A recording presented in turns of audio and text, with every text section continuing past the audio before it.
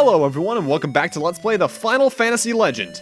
In the last part we went through the tower a good amount and made it here to the second main world, the ocean. And now I've done some stuff around. I got those two griffin meats in between parts, and this is what we got. We got a raven and a serpent instead of what we had last time. Raven's more or less a better albatross on pretty much all accounts really, because it has an nail beak and it's still protected from quake and its stats are better. And the serpent is more or less a transition monster. It has bite, which is okay, and a poison attack, and it's weak to ice, so it's honestly a bit worse than what he was last part, but it's a transition monster. That's all he really needs to be at the moment. And now we're in the underwater town, which is weird. And as you noticed, I did sell some stuff in my inventory. You can actually sell the air seed once you're down here. I think once you're down here, once you don't need it ever again. Remember where the two lines cross? Ryu had the blue orb. Sei-Ryu cherishes the red orb. And this guy says Ryu now lives above ground. So that more or less gives us everything we need to know, because apparently those two dragons were fighting about the orbs or something. Every world does have its own mini-plot. Like that in the first world, it was the three kings fighting over the control of the land, really, and here it's this. Also, I recommend, if you haven't already, buy a cure book. Because the thing is, cure books are honestly really good in this game. I recommend keeping it in the inventory, because first off, you can heal people with it from the inventory. Or if you want to get the extra healing from character's mana, just like give it to your mutant for a second and use it from there. Either way, we have to head through this cave system in order to get to our next main objective, so let's head on along in it. It's actually a very short cave. But shrimp attack us, and that's never a good thing in my life, because I'm allergic. 103 HP, it's water elemental, so it's weak to electricity, but immune to fire. Has a standard nail attack, and it gives 240 gold, so pretty standard, all things considered. But yeah, have I actually ever stated that on a video before, that I'm actually allergic to shellfish? It sucks, because I love shrimp, and I love octopus, because for some reason, calamari and most squid-type things, I'm guessing due to, like, similar evolutionary lines or something, or actually both fall under shellfish categories as well. It sucks.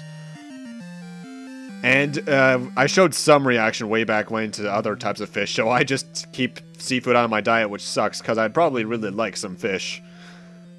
Either way, this room's kind of annoying. There's all sorts of these little columns you can go up, and only one of them has a staircase, hence this one. I got lost there a bit as a kid. When I was a kid, I played this in like 2005, 2006 the first time, so I was like 8 or 9 years old. Though mind you, I got lost very easily in this game as a kid. Because I don't think I could say I was proficiently good at video games until maybe... Actually, yeah, probably 8 or 9. Because, thinking about it, 8 or 9, that was around the time I first played Kingdom Hearts 2, and I think that was the first game I can say I beat proficiently well. Because of how user-friendly 2 is. Helps that I was able to beat Sephiroth very easily. And here we got our next new encounter, werewolves. Werewolves, you can actually run into these things back in the ocean. Have 103 HP, they have a Tusk attack, which is annoying, and they have protection from weapons, which means they take half damage from weapons, more or less. They're just here to be an annoyance, really. 240 gold, no enemy type, so they're standard. Also, I'm not sure if it's this room in particular, but I think this might be the only encounter you can run into in this particular room. Because I run into this exact encounter formation like 3 times in a row here, and I don't know why. But thankfully, that's what editing is for. Though I'm honestly surprised. I would have thought by now we would have had a part longer than maybe 20 minutes. Because a lot of the raw recordings are, first off, split into mini chunks just due to the fact of I might have to do some grinding, or I wanted to make sure nothing got corrupted. By the way, we got a blue key there. We needed that in order to progress. And some of the pure recordings, because of that, can get upwards of 30 minutes. Mind you, that's just the thing with RPGs. Some of the recordings can get long, but you're editing out a lot of repeat battles. So, I guess that's par for the course. Either way, we could have headed up here earlier, but we needed that blue key in order to progress. Also, don't talk to any of the octopus-type characters. They initiate a battle with octopus enemies, which are kind of just annoying, really. But we'll be seeing them later on. Also, the weird thing is about this game is not many of the areas have unique music. Some do, but only like maybe 1 or 2 of them. A lot of the time, it's just the same recycled soundtrack a la Final Fantasy 1 and 2. And even then, Final Fantasy 2 was going to have more area-exclusive themes, like the one that would eventually become the Magic House theme in Final Fantasy 6. Final Fantasy 6. But, maybe, because I'm trying to remember, didn't this game get remade? Maybe that changed the soundtrack a lot, or around a bit, at least. Now, if you want to progress, you want to head south, but I want to head up north first and enter this door because there's treasure in here, and treasure is always nice. And here we get silver armor. Kind of useless. Cure book. And a grenade. But this is why I didn't buy a cure book yet, because I can just get one there. Although, wait, no, that silver armor is good, I think, because I think I only bought one earlier. Yeah, I did. Also, if you're wondering what grenade is, it is similar to the SMG, if I recall. It attacks groups of enemies. Like the red bones here. Red bones, first off, we want to get their meat from one of our monsters, so we want to kill them. And red bones themselves have 103 HP. I'm noticing a trend here. It's an undead type enemy, so it's weak to fire, but it's protected from para and poison, so more or less any physical ailments. And it has two versions of the bone ability and a poison ability of its own. It's fairly standard and should go down maybe with 1 or 2 strikes at this point because the firearms do a good amount of damage. Also, I need to check my notes really quick. Did I do something already or did I do it soon? I honestly forget. That's why I'm checking.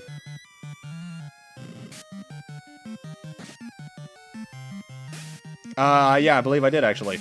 I believe in between parts, I changed around Callista's strength, I think.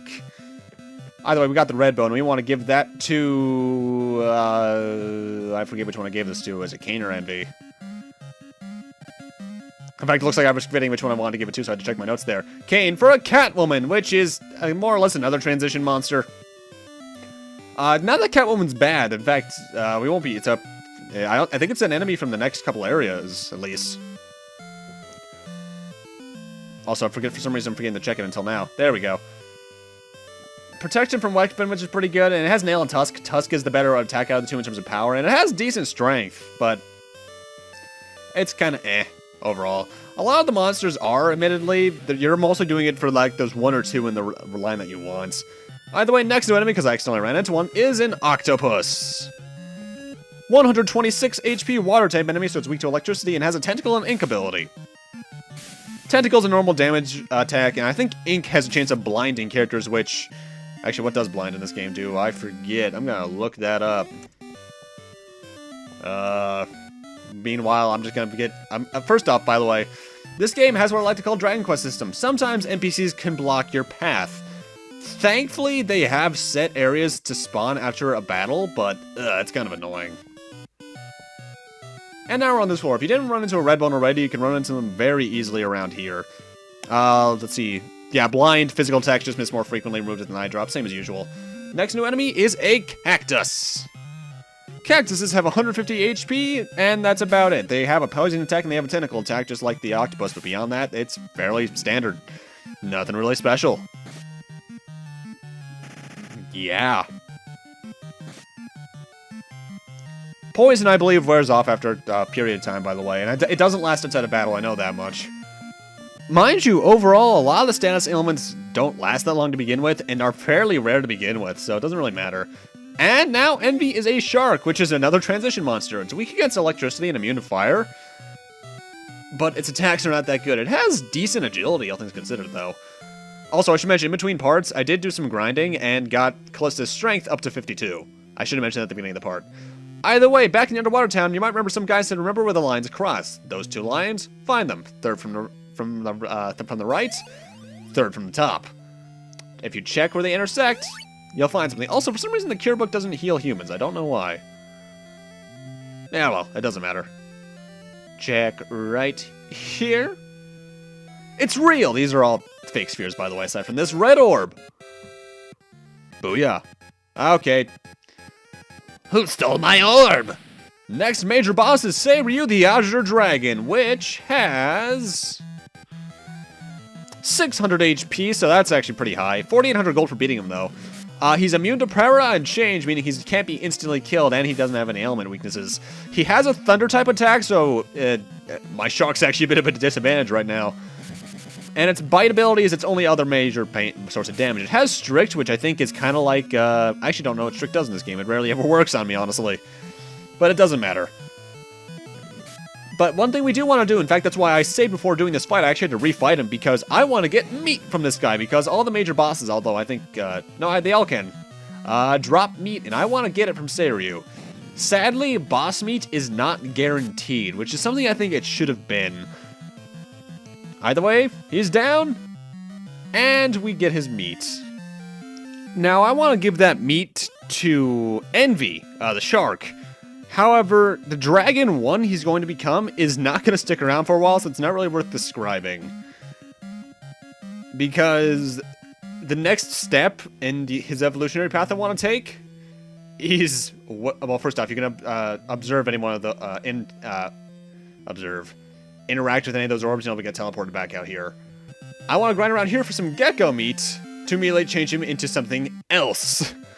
Don't worry, Dragon One's actually a really good monster to have for your team, but in order for me to get closer to my next goal with him, I need to turn him into an ogre, which is actually a really good monster. It has some of the best strength you can get at this point.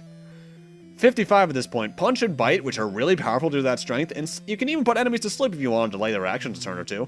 Decent agility as well. And yeah, as you can see, as I mentioned, 52 strength. Trying to remember why I was investigating her stuff so much. I don't remember. I recorded this like in... I think I was still in Cape Cod when I recorded this over that little vacation that I mentioned back towards, in the earlier Resident Evil 2. Either way, now we're back at the northeastern town because I want to head back to the Old Man's Island. Since his war with Sei-Ryu has been put to, let's say an end, let's go talk to him again. Call it a hunch. It's a riddle. What can you get for 2 long swords, 3 gold hems, and 4 potions? Look for the answer to the riddle, and bring it to me. The answer is a battle sword from the northeastern town's shop. However, it's not very clear on this, because what you're supposed to be adding up is the amount of money you need to purchase it. In fact, I know for a fact through some people that back when this game was out, initially, but first off, even if you have the battle sword, you have to exit and re-enter his place in order to get it. What's really stupid is that a lot of people called into the Nintendo Power hotline in order to understand that, to the point where they eventually just put it in the Nintendo Power magazine as one of those back page tips that people needed a lot. Show it to me, Envy, you have battle sword. The right answer, I'll give you a reward.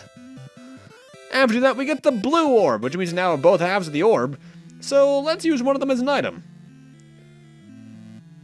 Although they're outright lying, you can't use the blue or red orb to open the door. You need to use one of them right now and get the blue sphere.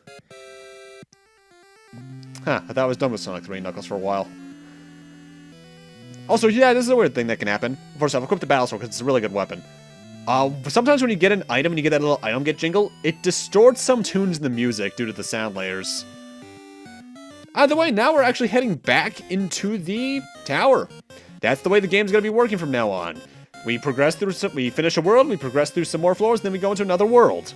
That is the main setup of this game, and it's going to be going on for the next 4 parts.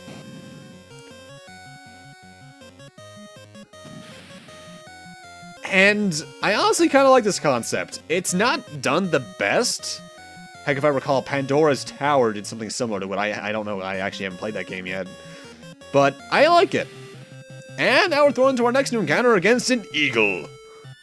Eagles have 150 HP. They're protected from Quake, as you might expect. They have the stealth ability, so they can actually get sneak attacks on you, I believe. And they have warning, which if I recall, prevents you from sneak attacking them. Besides that, though, they just have a beak physical attack, nothing too special. Also, if you're wondering why I sometimes confuse where I'm going, a lot of the floors in this place tend to look similar, which is one of the big problems I have with the tower. Either way, we have a few new enemies in here. Medusas, Catwomans, and Atom Crabs. I believe those are all new enemies.